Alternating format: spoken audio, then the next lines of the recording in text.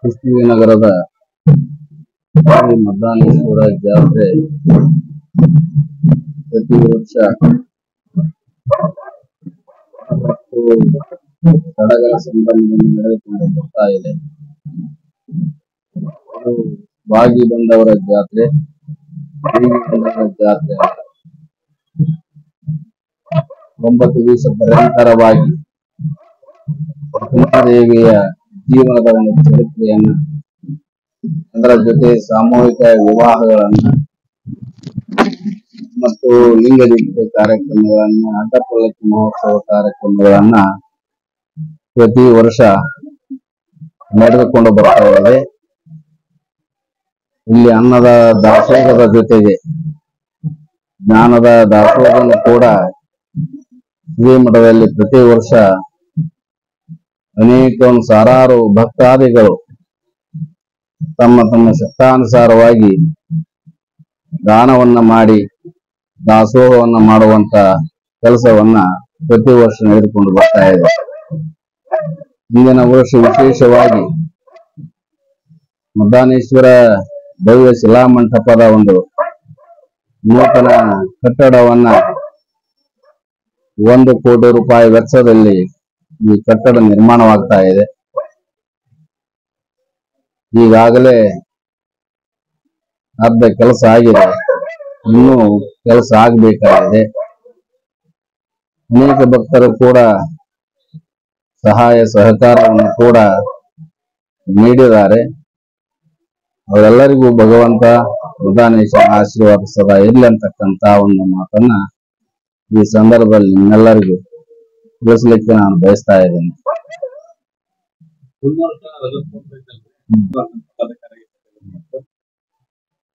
ಮುಂದಿನ ವರ್ಷ 2026ನೇ ಇಸ್ವಿ ಜಾತ್ರಾ ಮಹೋತ್ಸವ ಪ್ರಯುಕ್ತವಾಗಿ ಭವ್ಯ ಶಿಲಾಮಂಟಪದ ನೂತನ ಉದ್ಘಾಟನೆ, ತದನಂತರ ಪಂಚಪೀಠಾಧೀಶ್ವರ ಒಂದು ಅಡ್ಡಪಲ್ಲಕ್ಕಿ ಮಹೋತ್ಸವ, ಬೆಳ್ಳಿಯ ಒಂದು ರಜತ ಮಹೋತ್ಸವ ಕಾರ್ಯಕ್ರಮ ಕೂಡ ಇಲ್ಲಿ ನಡೀತಾ ಇದೆ. ಅದರ ಜೊತೆ 25 ಗುರುಗಳ ಮಂಟಪ ಪೂಜೆ, 25 ತುಲಾಭಾರ, ಇನ್ನು ಹಲವಾರು ಧಾರ್ಮಿಕ ಕಾರ್ಯಕ್ರಮಗಳು ಕೂಡ ಇಲ್ಲಿ ನಡೆದುಕೊಂಡು ಬರ್ತಾ ಇದ್ದೇವೆ. ಆ ಒಂದು ಕಾರ್ಯಕ್ರಮದಲ್ಲಿ ತಾವೆಲ್ಲರೂ ಸಹಾಯ ಸಹಕಾರವನ್ನು ನೀಡಿ ಭಕ್ತರ ಅಭಿವೃದ್ಧಿಗಾಗಿ, ಭಕ್ತರ ಶ್ರೇಯಸ್ಸಿಗಾಗಿ ಶ್ರೀಮಠ ಸದಾ ಕೆಲಸವನ್ನು ಮಾಡ್ತಾ ಇದೆ. ಆ ಒಂದು ಕಾರ್ಯದೊಳಗೆ ತಾವೆಲ್ಲರೂ ಪಾಲ್ಗೊಳ್ಬೇಕಂತಕ್ಕಂಥದ್ದನ್ನ ಈ ಸಂದರ್ಭದಲ್ಲಿ ಹೇಳ್ತಾ ಇದೆ.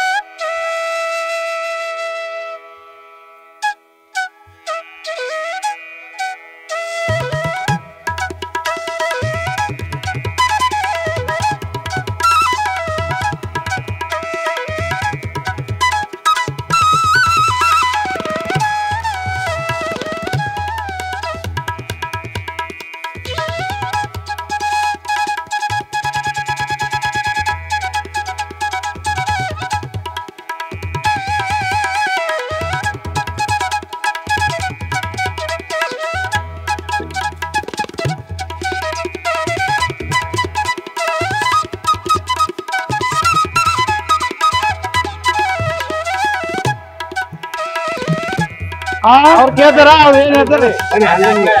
ಜಿಲೇಬಿ 2 ಕ್ವಿಂಟಲ್ ಜಿಲೇಬಿ ಮಾಡ್ತೀವಿ. ಬುಂದಿ 5 ಕ್ವಿಂಟಲ್ ಬುಂದಿ ಐತೆ. ರೊಟ್ಟಿ ಚಪಾತಿ ಬದ್ನಿಕಾಯಿ ಪಲ್ಯ ಕಾಳು ಏನ್ರಿ ಪಲಾವು ಅನ್ನ ಸಾಂಬಾರು ಮಜ್ಜಿಗೆ ಕೆಲವಾದಾಗಲಿಂದ 9 ದಿವಸ ಅವ್ರ ವ್ಯವಸ್ಥೆ 9 ದಿವಸ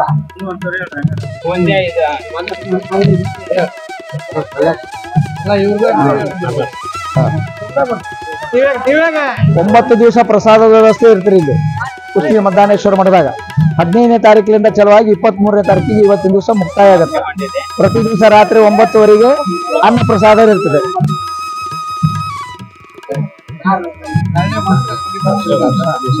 ವರ್ಷಕ್ಕೆ ಹೆಚ್ಚಿಗೆ ಅತ್ಯಂತ ಹೋಗುತ್ತದೆ.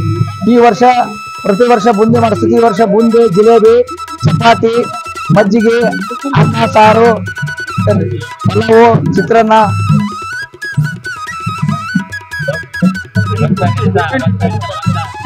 ಕಂಟಿನ್ಯೂ ಇರಬೇಕು.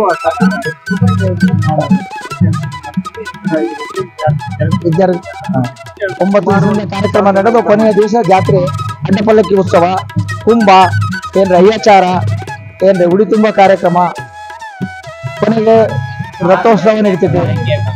ಸಾಯಂಕಾಲ 6 ಗಂಟೆಗೆ ಒಂದು 15ರಿಂದ 20,000 ಜನ ಇದಾಗುತ್ತೆ. ಸಾಮೂಹಿಕ ವಿವಾಹ ಆಗ್ಯಾವ. ನಮಸ್ಕಾರ.